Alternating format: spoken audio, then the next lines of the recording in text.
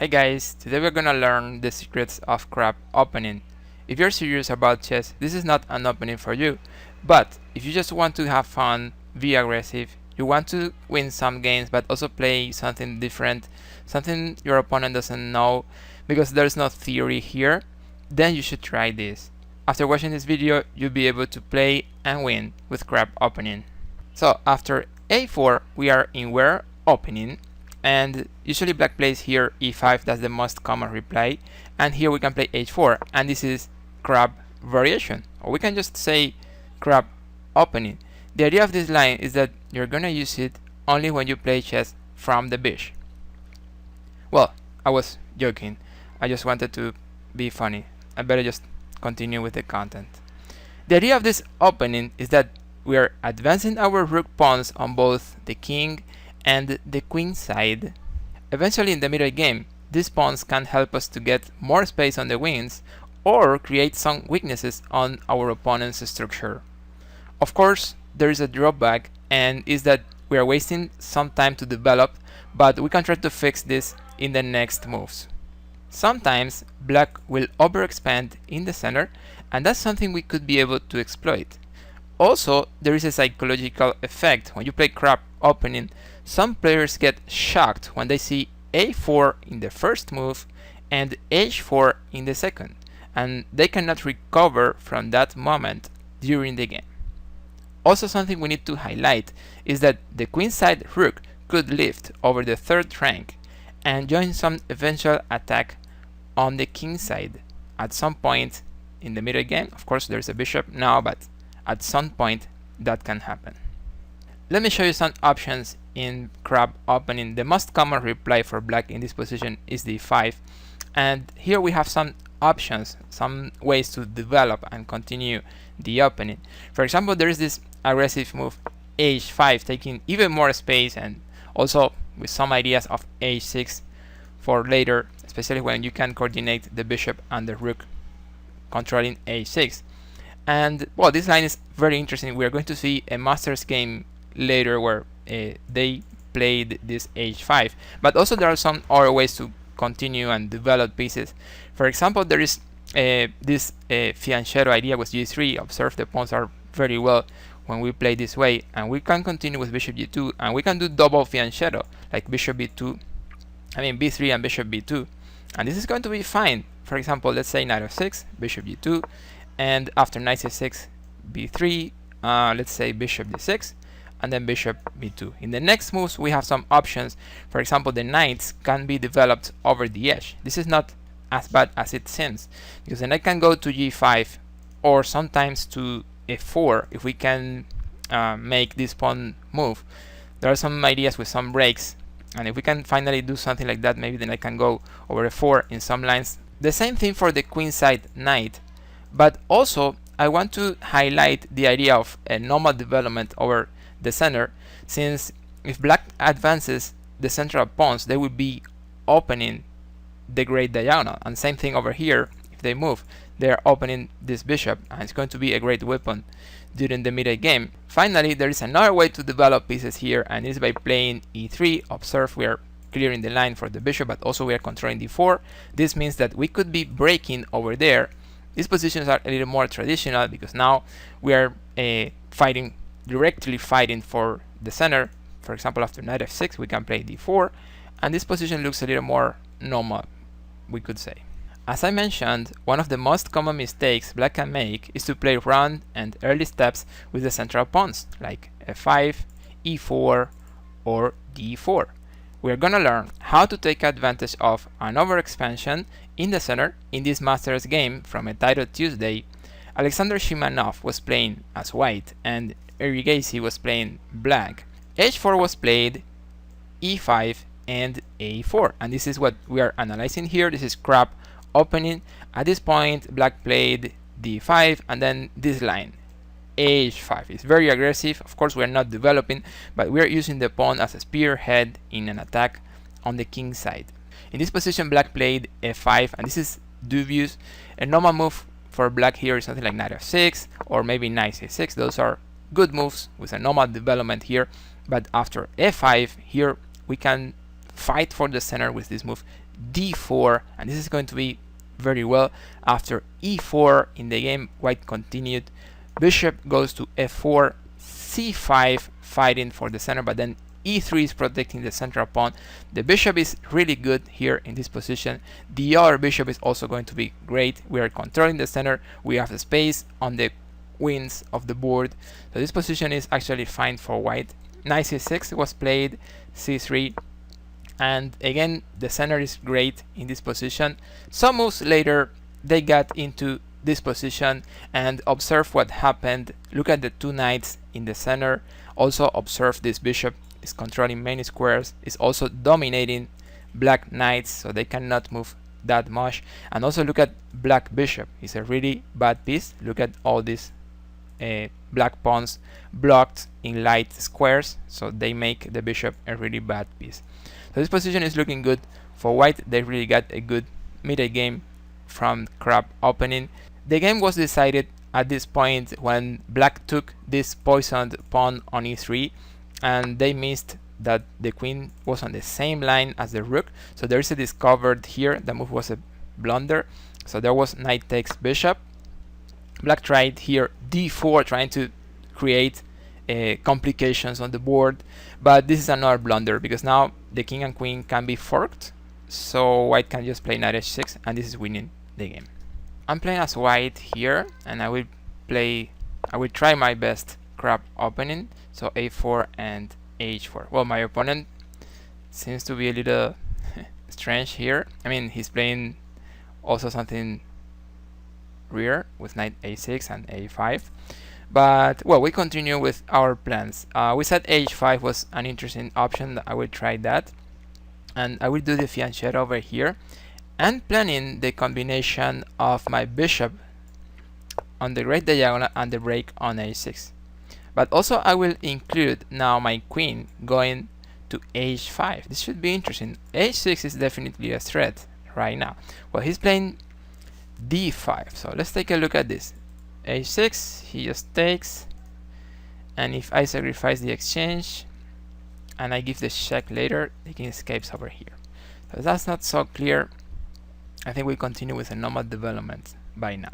Okay, well, yeah, I will try. I wanted to put the bishop here, but the knight is going to be good going to c5, so I'm not doing that by now.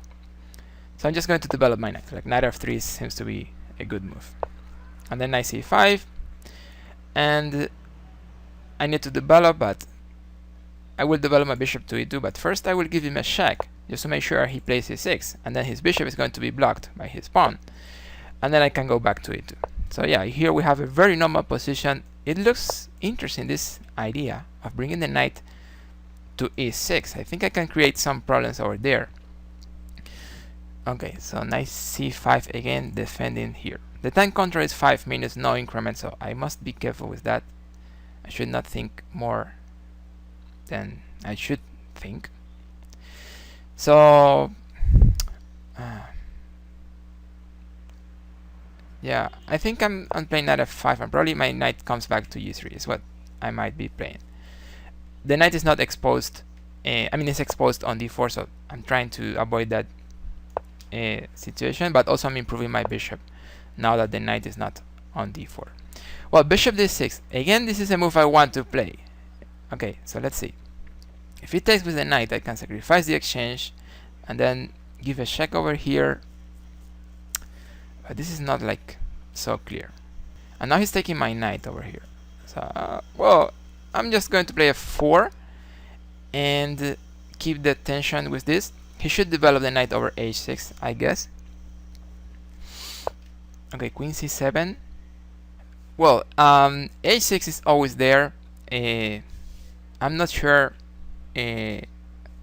how strong it is. I don't really see it works, but I really want to play it. I really want to play it. I feel it's fine for black. I feel they don't have a real problem here, but I think it's interesting. I think it could be very dynamic to try this line, and also I think he needs to find good defensive moves. So that's why I'm getting into this line. Even when when I feel he can defend, I think he needs to find good defensive moves. So let's see what happens in this line. Okay, king d7. This is the position I was planning. So yeah, here he's bringing his rook and he's castling very easily, so I don't think I have too much. Well, I need to play queen f3 right now because my knight is hanging. He's gonna play rook f8 almost for sure. And then I must go back. Like bishop b2, yeah. Yeah, in the end the position is more or less easy to defend. But, well, this is crop opening. There's always complications on the board. So, let's see. I need to develop and probably need to castle because my pieces need to play. So, let's see.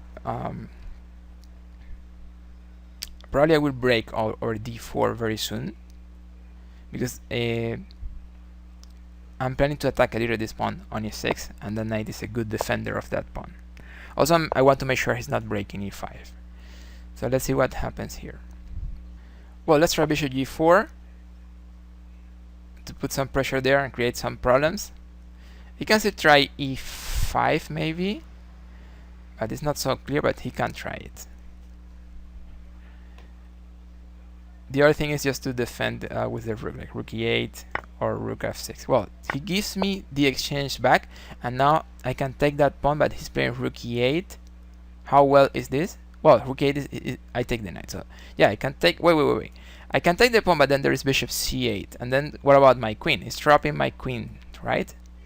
So I shouldn't rush with that move. I'm just going to play queen h3 and keep the pressure here and here. Okay, h5. I think I want to move my rook, for example, to h1. I think I want to capture queen h4. I want to capture this pawn in the next move. Okay, queen g7. I'm gonna take here. He can take here, but well, I guess he misclicked.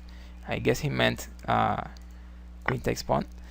Well, I take with check. Now he's threatening things over there. This is a good threat because this pawn is a defender, so I don't want to lose that pawn. So I'm playing here like queen h3 defending everything. Yeah, that's right. The main problem is that I have only 40 something seconds here, but right now I have like 2 pawns up, so the position is looking really good for me. Okay, queen there. What about knight d1? How does he defend? Ah, queen e2. Okay, well, I want to trade queen, so let's do this. If he doesn't trade, I will go to the 7th rank. If he trades, I'm playing an endgame with 2 pawns up, so it's fine either way. Yeah, I don't want to lose pawns, so I defend with my rook. I don't want that rook to get too active. He can take here, that's fine. That's okay. He's still in an interesting position here. I got a passed pawn, so let's see.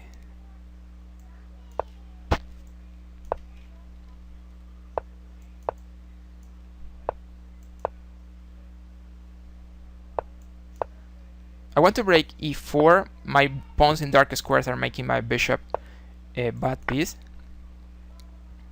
So I break again. Trading pawns is not what I need here, but I'm trying to create some weaknesses over there and see how I can win this. Okay, let's see, rook there. Okay. Okay. He can check, go back. How to win this? Okay. Oh, king e6 was very strong. I missed. King e6. Okay, perfect. I'm gonna take the bishop in the next move, and then it's going to be a win. Oh, he shouldn't play that. I think I have time enough to win this, right? Something interesting. I should not lose my bishop pawn. Oof, be careful. My bishop pawn is the win here. Observe the rook pawn is promoting on a light square.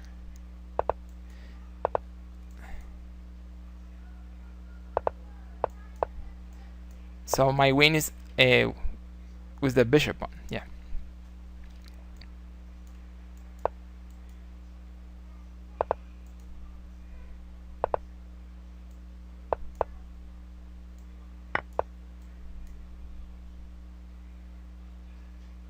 well, just in time to win the game.